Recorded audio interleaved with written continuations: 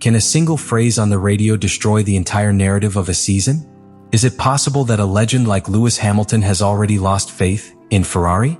On November 28, 2025, Formula One stopped at the Lusail circuit in Qatar to compete in a critical sprint classification both sportingly and symbolically.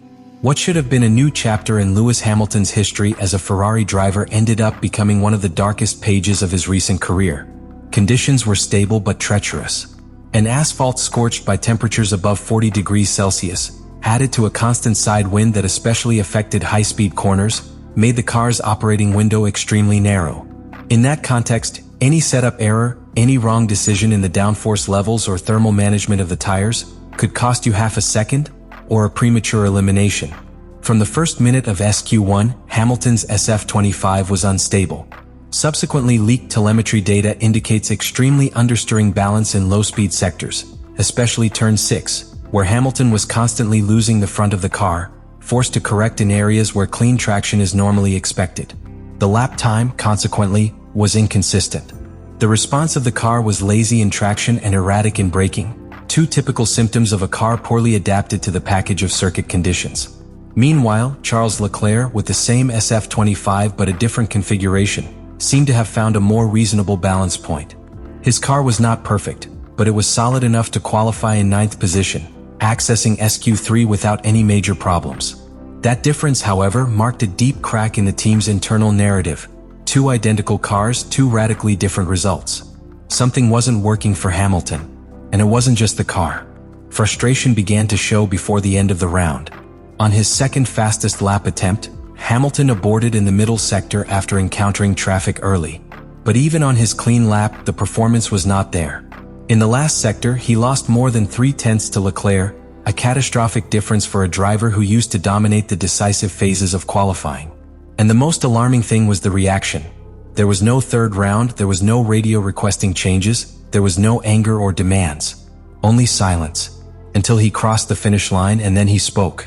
"Ah man, the car won't go any faster." On the surface, it may seem like a simple phrase of disappointment. But in Formula One, language matters. Especially when it comes from a 7-time world champion. This was not a technical complaint. It was an existential statement. A phrase that, without having to raise his voice, contained a brutal truth. Hamilton had reached the limit of the car. There was nothing more to squeeze.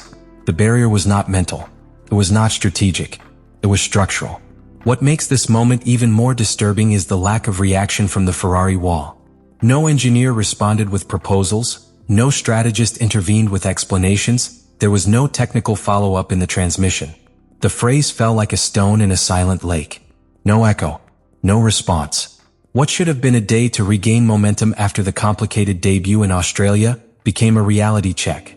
Not only because of the 18th place in the timetable, but because of what the pilot's body language revealed. Lowered head, lost gaze, slow gestures. Hamilton was not angry. I was disconnected. And that, in a sport where trust between driver and engineer is fundamental, is a very serious sign. Beyond the marked time, the big problem was not the result. It was the signal. Qatar had revealed that Hamilton no longer believed the car could be improved. And in Formula One, when a driver stops believing, the entire project falters. "Ah man, the car won't go any faster." 9 words. Simple. Stripped of all technique. But with an emotional and symbolic impact that shook the entire paddock. In modern Formula One, each radio message is millimetrically analyzed. From the tone, the structure of the message, to the pauses, everything can reveal much more than timers. And on this occasion, what Hamilton said was not as important as how he said it. In the past, we had heard him angry, overwhelmed, even accusatory. We had seen the Hamilton who demanded, who questioned, who demanded explanations from the team when something did not go well. But in Qatar, what was heard was different. Emptiness. It was not a war cry.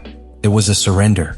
That radio message marked the turning point not only of a bad weekend, but of something much deeper. The symbolic collapse of the union between Hamilton and Ferrari. Because what those 9 words conveyed was the acceptance of a reality that no team wants to hear. Their car, in the hands of one of the most successful drivers in history, simply wasn't enough. At that moment, a disconnection between expectations and reality was revealed. Ferrari had signed Hamilton with the promise of a competitive project, a new era, a car that would put him back on top. But those 9 words pulverized that narrative. There were no nuances. There were no palliatives.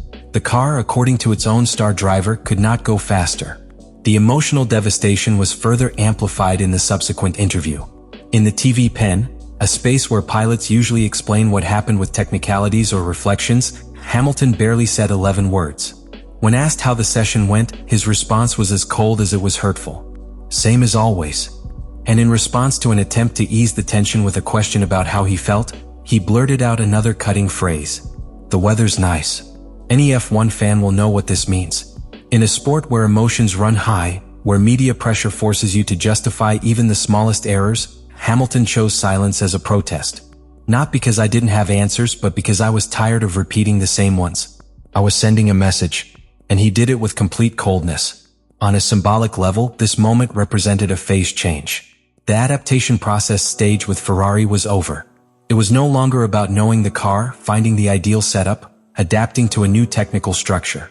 This was Hamilton publicly acknowledging that he had done everything he could, and yet the SF25 was not up to par. Meanwhile, in the other part of the box, Charles Leclerc was also consulted by the press. But his approach was different. With a much more technical tone, he spoke about the need to continue optimizing the setup, to better understand the car's response at high temperatures. There was no drama. There was no resignation. I just work. This marked an even deeper rift between both drivers, and between their respective philosophies within the same team. And that's where this story becomes dangerous.